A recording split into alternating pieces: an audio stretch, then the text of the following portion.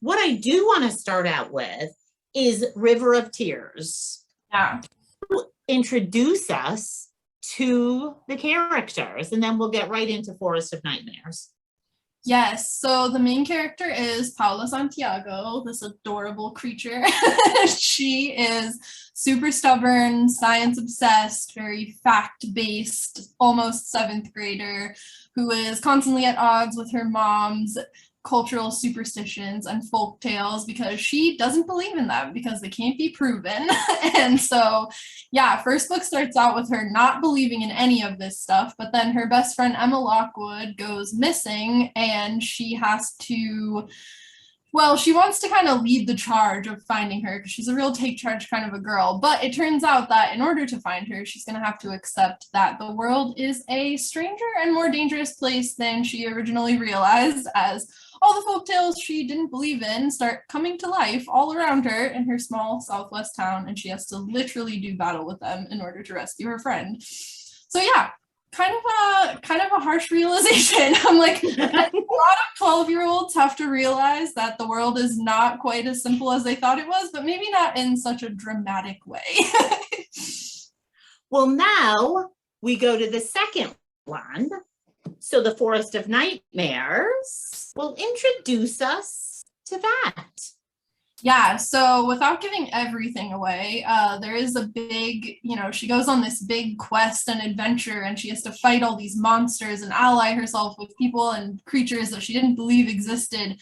And at the end of the book, she has to go home. And so beginning of book 2 is Pao kind of like trying to reconcile her normal life with all this big crazy adventure she's just had, and her mom's got this terrible new boyfriend, and her best friends are all kind of growing apart, and so these are like kind of the normal problems that a lot of seventh graders are going through. But because of what she's just gone through, she's like, maybe fighting monsters wasn't so bad, this is awful. And so she starts having these dreams, which were a big part of her journey in book 1, and they're super spooky once again, but this time they feature her estranged dad, who she hasn't seen since she was a toddler and doesn't really remember. But the dreams are telling her he's in danger. And so, of course, being her, she tries to kind of shrug it off and be like, oh, it's probably just because my mom has this new boyfriend and that's why I'm preoccupied thinking about him.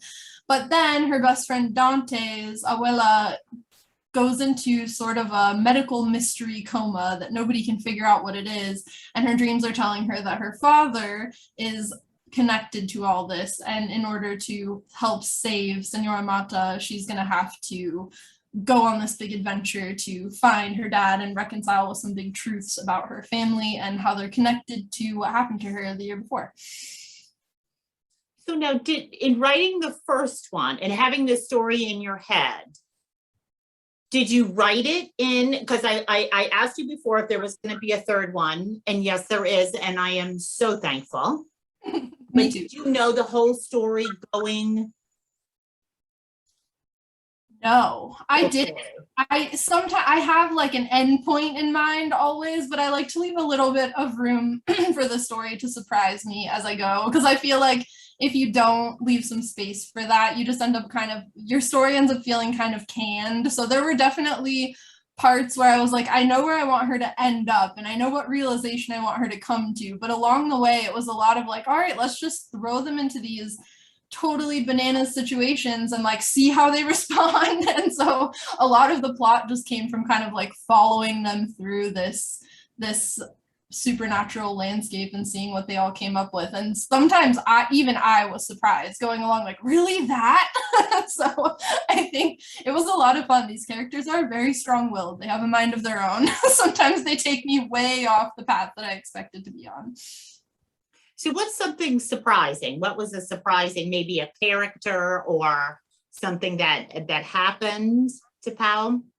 I'm trying to think of one that isn't a spoiler. Probably Naomi, I think, was a big surprise. Naomi's a character from the first book, and she's one of the Niños de la Luz, and she doesn't get a ton of page time in the first book. She's just kind of like a little bit snarky, and she shows Pao, where to find her group of monster hunting immortal teenagers. But This book, she gets a ton more page time, and that wasn't necessarily planned. I think I was just missing. I was saying in another interview, actually, my favorite character to write is always like the snarky side character.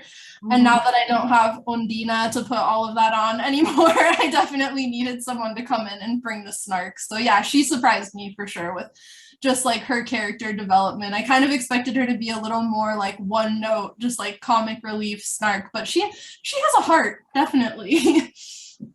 Well, now I love, as I'm sitting here listening to you, the artwork of both covers is totally amazing. Do you have any say in that?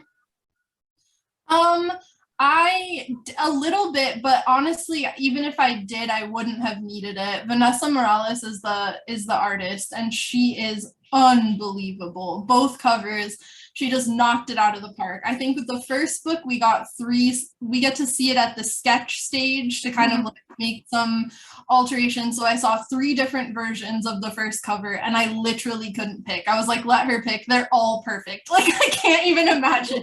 So yeah, it's been a very painless process, which hasn't been the case for every cover that I've had. So it's amazing. She's amazing. Everything she does is awesome. But yeah, every time they were like, okay, so give us some feedback. Like, what do you think? What do you want to change? And I was like, nothing. It's perfect. Print it like this. She's incredible. Because it's great, because when I see the cover, that's how I always envisioned how to be.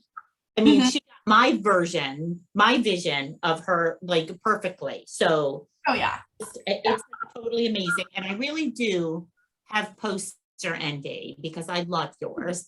You are so lucky. I'm obsessed with it. I don't know what I'm gonna do with it when this tour is over. I'm probably just gonna like hang it on it'll take up the whole wall, but I will put it up there. It's so good. No, absolutely. So this is middle grade. You've done YA. So what got you to switch? Actually, the first book I ever wrote was a middle grade, and it just was not good. It was my very first ever novel. I like to think it was like the book I learned how to write a book on. So you just kind of like, there were parts of it that survived in other projects, but for the most part, I look back at it now and I'm just like, oh no, like it was not good. So I queried some agents and kind of tried to get things started with that and realized pretty quickly that it was not great. And then the next one I wrote was a YA. And so I ended up, my first book published was a YA, but I always intended to come back to middle grade because I really love it. I love the age range. I think middle school kids are some of the most fascinating people on the planet. You know, they're like, and it's such a thing. Like I have an almost 9-year-old who is like deeply in her tweenhood. And I feel like parents talk about this age with like such trepidation. They're like, oh no, especially girls, what happens when she turns 12 and she starts rolling her eyes and slamming doors? But I've always been so interested in why, because this is such a like incredibly formative time, and it's when kids are really starting to like exert their will on the world instead of just going along with what the adults around them have said. And I think that's so cool. So yeah, I've always wanted to write about that age group. And I think YA is more like you're on the precipice of actual adulthood. So you've already learned some things. You're kind of making this transition from feeling supported by your world to being out there making changes in it. But with middle grade, it's like, it's all just the first time anything's ever happening to you. It's all so immediate. And it's just, yeah, it's a fascinating age range for sure. And the readers are the literal best. So now, does your daughter think it's like really cool that you're like, you know, this really well-known author? She still does right now. I'm enjoying it while it lasts. I'm sure like eventually she'll just be like, ugh, whatever. But right now she still thinks it's super cool. And she likes the Percy Jackson books. So like the fact that I get to work with Rick makes her feel like I know celebrities, and it's a whole thing. And she reads them too. I like walked into her room and like found her reading one of them the other day, and it was like the best moment of my life.